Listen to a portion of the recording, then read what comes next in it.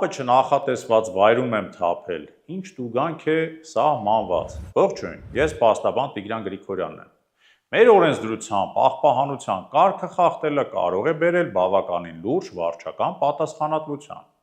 Վարչական իրավախախտումների վերաբերյալ օրենսգիրքը նախատեսում է տուգանքներ ինչպես պաշտոնատար անձանց, այնպես էլ քաղաքացիների համար։ Օրինակ, եթե աղբահանության աշխատանքները ժամանակին չեն կազմակերպվում, պատասխանատու պաշտոնատար անձի նկատմամբ սահմանված է տուգանք 100,000-ից մինչև 200,000 դրամ։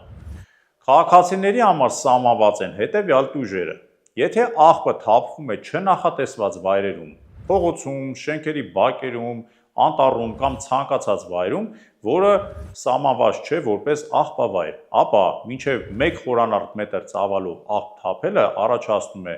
20,000-ից 30,000 դրամ տուգանք։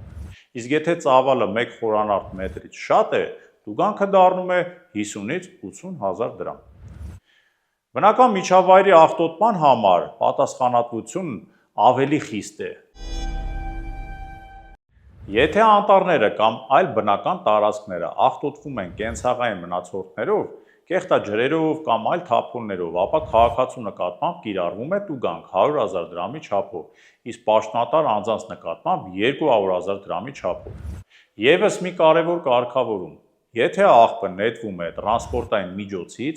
ապա դա նույնպես առաջացնում է տուգանք նվազագույն աշխատավարձի 25 չափով։ Այսինքն, թե աղբահանության ոչ պատշաճ կազմակերպման, թե աղբի անթույլատրելի վայրերում թափման համար մեր օրենսդրությունը նախատեսում է կոնկրետ պատասխանատվություն,